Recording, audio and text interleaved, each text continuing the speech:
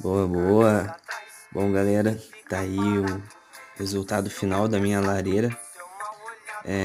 Eu vim pigmentando um tom de marrom e bege e cinza por cima para dar um tom de pedra. Meu celular é bem ruim, então não ficou muito legal na filmagem, mas pessoalmente ficou mais bonito. Essa parte de cima também eu não acabei esquecendo de gravar como eu fiz, mas ficou bem bacana também, imitando pedra.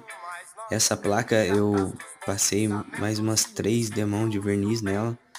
Tem um passo a passo dela também, qualquer hora eu coloco ela como foi feita.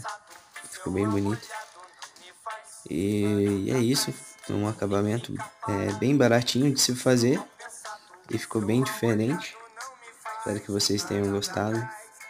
E é isso. Valeu, galera.